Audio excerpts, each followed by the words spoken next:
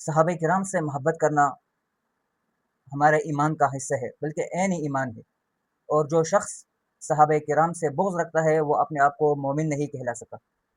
جس کی حدیث نبی کریم صلی اللہ علیہ وسلم کا فرمان مبارک ہے، فمن احبہم فبحبی احبہم، کہ جو صحابہ کرام سے محبت کرے گا، تو نبی علیہ الصلوۃ والسلام نے فرمایا کہ میرے سے محبت کرنے کی وجہ سے وہ صحابہ کرام سے محبت کرے گا۔ ومن ابغضہم فببغض ابغضہم، اور جو صحابہ کرام سے بغض رکھے گا، تو نبی علیہ الصلوۃ والسلام نے فرمایا کہ میرے ساتھ بغض رکھنے کی وجہ سے یہ میرے صحابہ کرام سے بغض رکھے گا۔ اس کا مطلب یہ ہوا کہ جو نبی کریم صلی اللہ علیہ وسلم سے محبت کرتا ہے وہی لوگ صحابہ کرام سے محبت کرتے ہیں، اور جن لوگوں کے دل میں نبی کریم صلی اللہ علیہ وسلم کے لیے بغض ہے، ان لوگوں کے دل میں صحابہ کرام کے لیے بھی بغض ہے۔ اور جو حدیث میں نے آپ کے سامنے پیش کی کہ جو مختلف احادیث کی کتب میں یہ حدیث وارد ہے، ترمذی میں بھی ہے اور مسند امام احمد میں بھی ہے، اور اس کے علاوہ مختلف اور کتابوں میں بھی ہے۔ اس مکمل حدیث کو ہم پڑھیں، نبی کریم صلی اللہ علیہ وسلم کی اس حدیث کا مفہوم کچھ یوں ہے۔ نبی کریم صلی اللہ علیہ وسلم نے فرمایا اللہ اللہ فی اصحابی، نبی کریم صلی اللہ علیہ وسلم نے فرمایا کہ میرے صحابہ کے بارے میں، میرے صحابہ کے معاملے میں اللہ سے ڈرو۔ فمن احبہم فبحبی احبہم، کہ جو صحابہ کرام سے محبت رکھے گا تو مجھ سے محبت رکھنے کی وجہ سے وہ صحابہ کرام سے محبت رکھے گا۔ ومن ابغضہم فببغض ابغضہم، اور جو صحابہ کرام سے بغض رکھے گا تو میرے سے بغض رکھنے کی وجہ سے وہ صحابہ کرام سے بغض رکھے گا۔ اور اس حدیث کو اگر ہم آگے مزید دیکھیں، نبی کریم صلی اللہ علیہ وسلم نے فرمایا ومن آذہم فقد آذانی، کہ جس نے میرے صحابہ کرام کو تکلیف دی،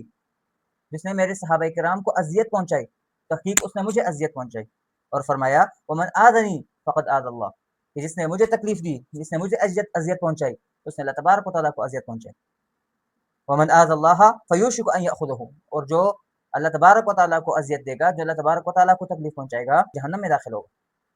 اس سے معلوم یہ ہوا کہ صحابہ کرام کے لیے نبی کریم صلی اللہ علیہ وسلم کے دل میں کتنی عزت تھی۔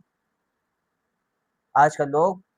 اہل بیت کی آڑ میں کچھ لوگ صحابہ کرام کے اوپر تنقید کرتے ہیں، کچھ لوگ صحابہ کرام کی آڑ میں اہل بیت کے اوپر تنقید کرتے ہیں۔ اگر صحابہ کرام کی کوئی تعریف شروع ہو جائے تو اہل بیت کو ماننے والے یا بظاہر ان سے محبت کا اظہار کرنے والے یہ سمجھتے ہیں کہ یہ اہل بیت کی تنقید کر رہے ہیں۔